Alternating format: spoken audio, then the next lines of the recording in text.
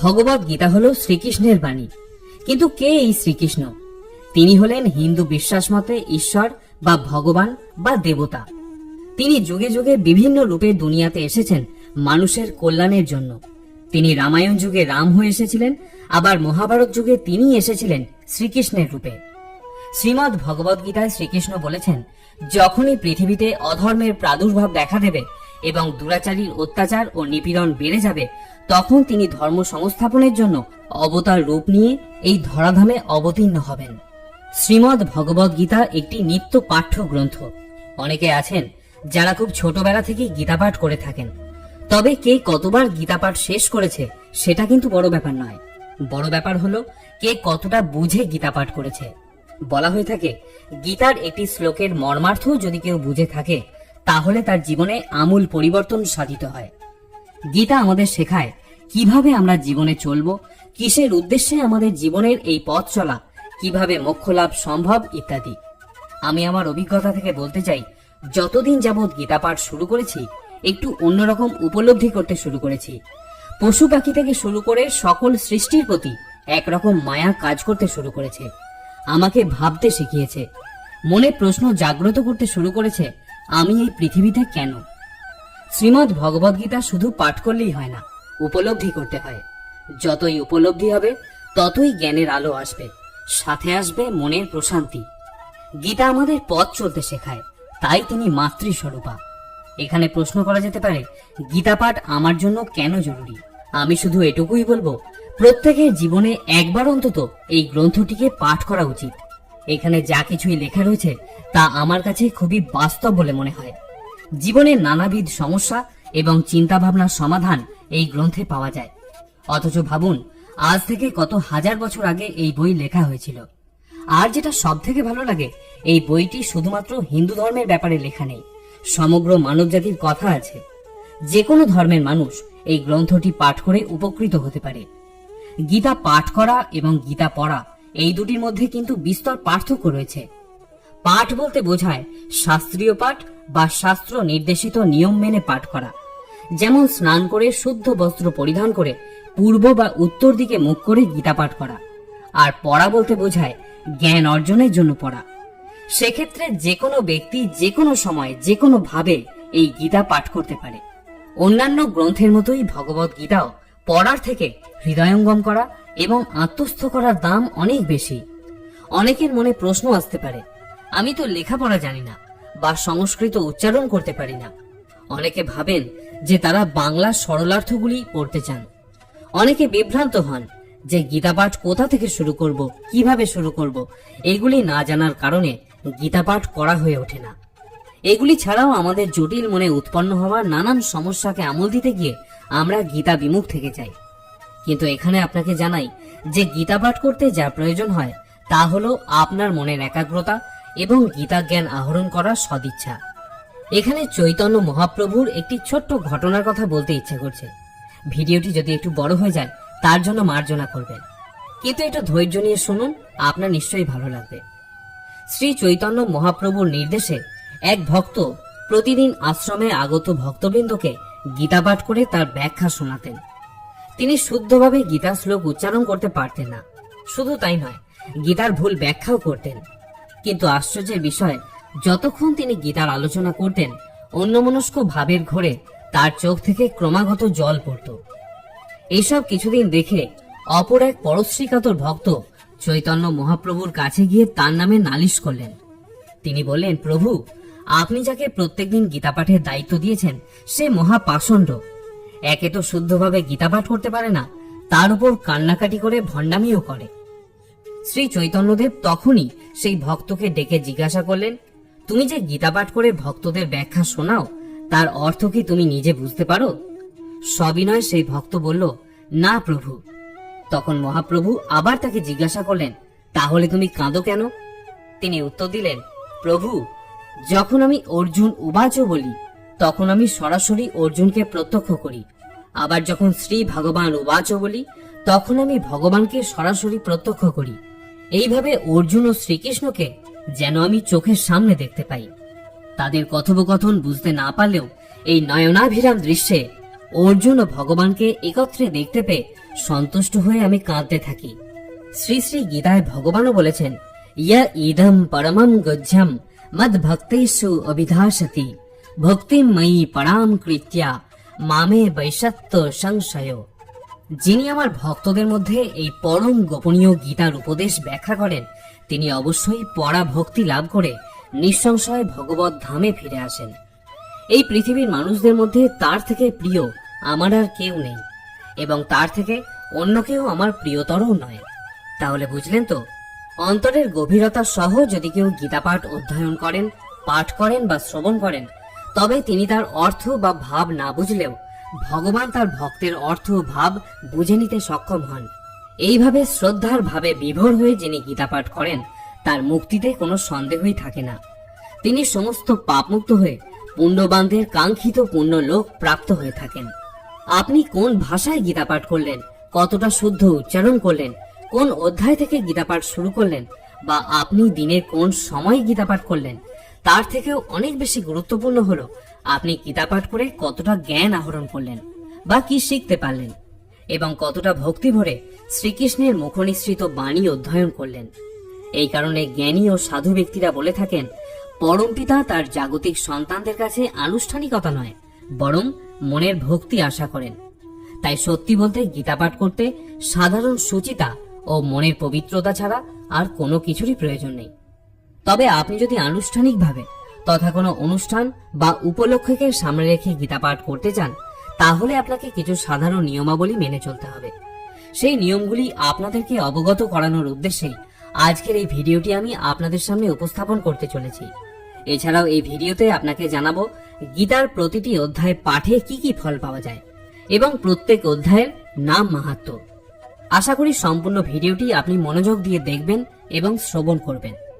গীতা পাঠ করার জন্য পবিত্র মন ও পরিষ্কার বস্ত্র পরিধান করে পবিত্র স্থানে আসন পেতে পূর্ব বা উত্তর দিকে মুখ করে বসুন। এরপর আচমন, বিষ্ণু স্মরণ, সূর্যার্ঘ্য, স্বস্তি বাচন, সংকল্প, আসন শুদ্ধি প্রভৃতি কার্যগুলি পর্যায়ক্রমে সেরে ফেলুন। এরপর তিলক ধারণ করতে হবে। এখানে বলা দরকার যে তিলক ধারণ না করলে কোনো কার্যই পূর্ণতা পায় না।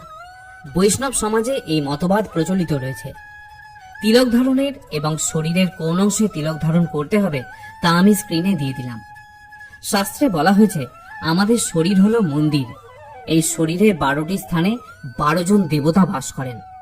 তাই এই 12টি স্থানে তিলক ধারণ করলে মনের একাগ্রতা বাড়ে। বিশেষত কপালে তিলক ধারণে আত্মা পরিশুদ্ধ হয়। এবারে ফিরে আসি গীতা পাঠের নিয়মাবলী নিয়ে।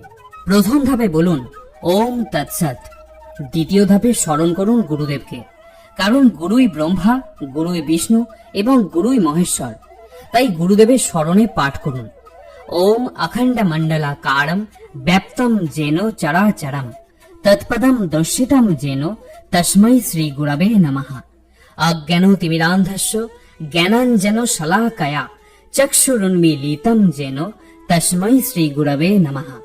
গুরুর ব্রহ্মা গুরুর বিষ্ণু গুরুর দেব মহেশ্বর গুরুরেব পরম ব্রহ্ম তস্मै শ্রী গুরবে নমঃ। গুরু মন্ত্র পাঠ করা শেষ হলে তৃতীয় ধাপে নিজের পিতামাতাকে প্রণাম করুন, কারণ পিতামাতাই আমাদের জাগতিক ঈশ্বর। পিতার প্রণাম মন্ত্রটি হল পিতা স্বর্গ পিতা ধর্ম পিতা হি পরম তপ পিতরি প্রীতিমা পণ্যে প্রিয়ান্তে সর্বদেবতা। এবার মাতার প্রণাম মন্ত্রটি পাঠ করার পালা। মাতা জননী ধরিত্রী দয়াদ্র হৃদয়া সতী দেবীভ্যো রমণী শ্রেষ্ঠা নির্দশা সর্বদুঃখ হরা। ওম শান্তি রূপং সমারূপং স্নেহ রূপং শুভঙ্করীম সাক্ষাৎ ভগবতী দেবীং মাতরং তাং নমামহম। চতুর্থ ধাপে ভগবান শ্রীকৃষ্ণ ও রাধিকার প্রণাম মন্ত্র পাঠ করবেন। শ্রীকৃষ্ণের প্রণাম মন্ত্রটি হল ওম কৃষ্ণায় বাসুদেবায় হরয়ে পরমাত্মনে প্রণত ক্লেশ নাশায় গোবিন্দায় নমো নমঃ। হে কৃষ্ণ করুণা সিন্ধু দীনবন্ধু জগৎপতে গোপেশ গোপিকা কান্ত রাধাকান্ত নমস্তুতে। এবার শ্রী রাধিকার প্রণাম মন্ত্রটি পাঠ করুন। তপ্ত কাঞ্চন গৌরাঙ্গী রাধে বৃন্দাবনেশ্বরী বৃষ ভানু সুতে দেবী প্রণামামি হরিপ্রিয়ে। পঞ্চম ধাপে সরস্বতী ব্যাসাদি প্রণাম মন্ত্র উচ্চারণ করুন। নারায়ণম নমস্কৃত্য নরং চৈব নরোত্তমম দেবীং সরস্বতীং চৈব তত জয় মুদিরায়েত। ষষ্ঠ ধাপে হাত জোর করে ওম নমো ভগবতে বাসুদেবায় নমঃ এই মন্ত্রটি 3 বার পাঠ করে শ্রী শ্রী গীতাকে পুষ্পাঞ্জলি অর্ঘ্য নিবেদন করুন। এরপর সপ্তম ধাপে গীতা গ্রন্থটি খুলুন এবং হাত জোরপূর্বক পাঠ করুন ওম অশ্ব শ্রীমদ্ ভগবদ গীতা মালা মন্ত্রস্য শ্রী ভগবান বেদ ব্যাস ঋষি অনুষ্ঠুপ ছন্দ শ্রীকৃষ্ণ পরমাত্মা দেবতা অশোচান্য শোচস্তং প্রজ্ঞাবাদাংশ্চ ভাষসে ইতি বীজম সর্বধর্মান পরিত্যজ মামেকং শরণং ব্রজ ইতি শক্তি অহং তাং সর্ব পাপেভ্যো মোক্ষয়িষ্যামি মা শুচ ইতি কিলকম।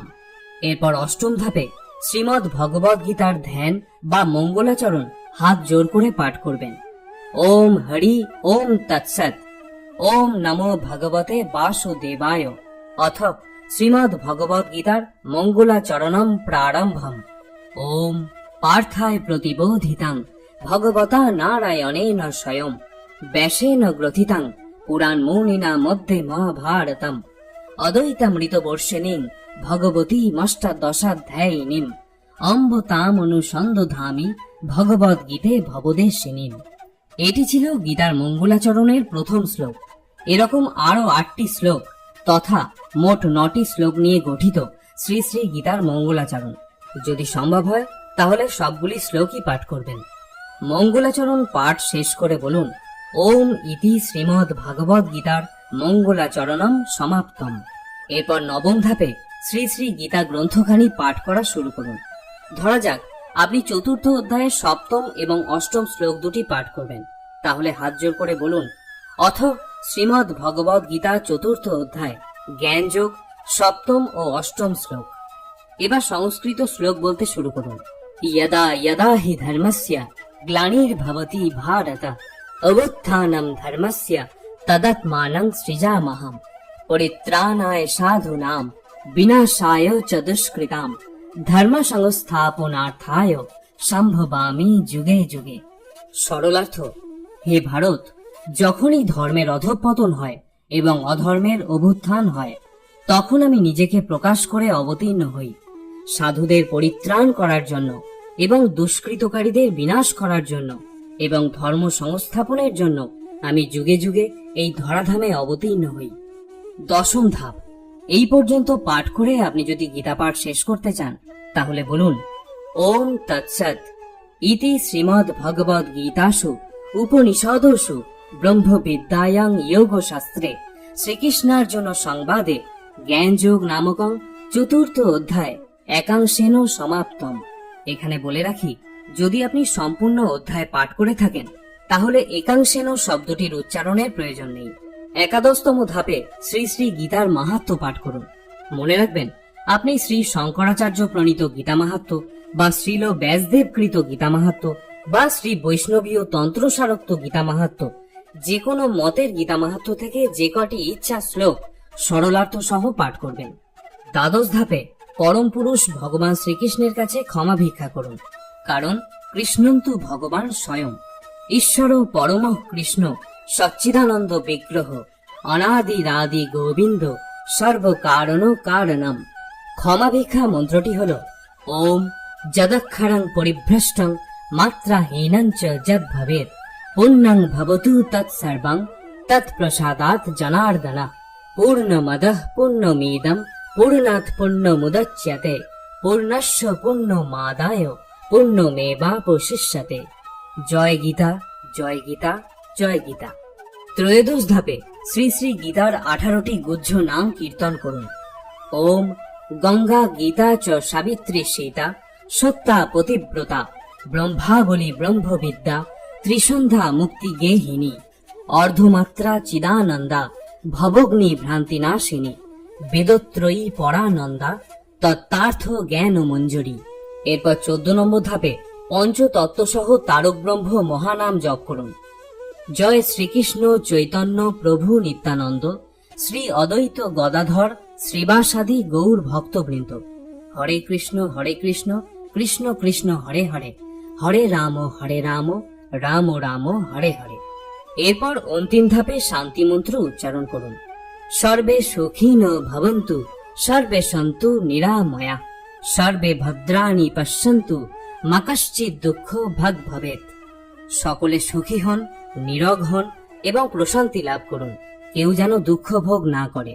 ওম শান্তি, ওম শান্তি, ওম শান্তি। এবারে আসুন জেনে নেওয়া যাক গীতার প্রতিটি অধ্যায় পাঠে কি কি ফল পাওয়া যায়। গীতার প্রথম অধ্যায় পাঠ করলে মানুষের মন পবিত্র হয়। দ্বিতীয় অধ্যায় পাঠ করলে নির্মলতা লাভ করা যায়। তৃতীয় অধ্যায় পাঠ করার ফলে সর্বপাপ দূর হয়ে যায়।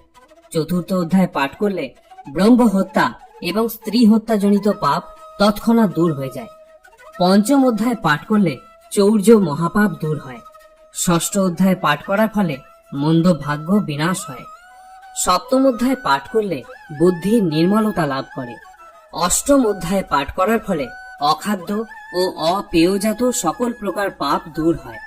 নবম অধ্যায় পাঠ করলে পৃথিবী দানের মতো পূর্ণ ফল লাভ হয়। দশম অধ্যায় পাঠ করলে সর্বপাপ বিনষ্ট হয়ে শ্রেষ্ঠ জ্ঞান জন্ম হয়। একাদশ অধ্যায় পাঠ করলে ব্রহ্মজ্ঞান লাভ হয়ে মুক্তি লাভ হয়। দ্বাদশ অধ্যায় পাঠের ফলে বিশুদ্ধ ভক্তি জন্মে। ত্রয়োদশ অধ্যায় পাঠে জ্ঞান চক্ষুর বিকাশ হয়। চতুর্দশ অধ্যায় পাঠ করলে অশ্বমেধাদি যজ্ঞের ফলাফল লাভ হয়। পঞ্চদশ অধ্যায় পাঠ করলে নির্মল জ্ঞান লাভ করে যোগী হওয়া যায়। ষোড়শ অধ্যায় পাঠ করলে মনুষ্য সংসার বন্ধন থেকে মুক্তি লাভ করে। সপ্তদশ অধ্যায় পাঠ করলে রাজপেয় নামক যজ্ঞের ফল লাভ হয় এবং অষ্টাদশ অধ্যায় পাঠ করলে জ্ঞানরূপ অগ্নি দ্বারা পাপকে দূর করা যায়। এবারে শ্রী শ্রী গীতার নাম মাহাত্ম্যগুলি শ্রবণ করুন। আপনারা ইতিমধ্যেই গীতার 18টি গুহ্য নাম শ্রবণ করেছেন। এই 18টি নামেরও রয়েছে ভিন্ন ভিন্ন নাম মাহাত্ম্য। গীতার প্রথম নাম হল গঙ্গা। গঙ্গা স্নান যেমন আমাদের পবিত্র করে, তেমনি গীতা পাঠ আমাদের মনকে পবিত্র করে বলে এটিও গীতার একটি নাম। গীতা গীতা হল ভগবান শ্রীকৃষ্ণের মুখনিসৃত বাণীর সংকলন। এই গ্রন্থটি মহাভারতেরই একটি অংশ। সাবিত্রী মহাসতী সাবিত্রী তার মৃত স্বামীকে ছিনিয়ে এনেছিলেন যমরাজের কাছ থেকে। তার সম্মানের অর্থে শ্রী শ্রী গীতার আরেক নাম হল সাবিত্রী। সীতা দেবী সীতার পবিত্রতা যেমন অক্ষয়, তেমনি গীতার পবিত্রতাও অক্ষয়। শত অসুর দানব যেই এসে একে ছুঁয়ে যাক, অপবিত্র করার চেষ্টা করুক, গীতার পবিত্রতা কখনোই বিনষ্ট হয় না। সত্যা গীতাতে পরম সত্য পরমেশ্বরের কথা বলা হয়েছে বলে গীতার আরেক নাম হল সত্যা। পতিব্রতা পতির প্রতি ব্রতী যে নারী, তিনি হলেন পতিব্রতা। তবে এখানে পতি অর্থে জগৎপতি তথা স্বয়ং শ্রীকৃষ্ণকে বোঝানো হয়েছে। শ্রীকৃষ্ণের প্রতি আনুগত্য যেমন তার প্রিয়, তেমনি গীতা গ্রন্থখানিও তার অত্যন্ত প্রিয়। ব্রহ্মাবলী ব্রহ্ম শক্তি থেকে নির্গত শক্তিকে বলা হয় ব্রহ্মাবলী, যে শক্তির কোনো বিনাশ নেই। অনুরূপভাবে গীতারও কোনো বিনাশ নেই।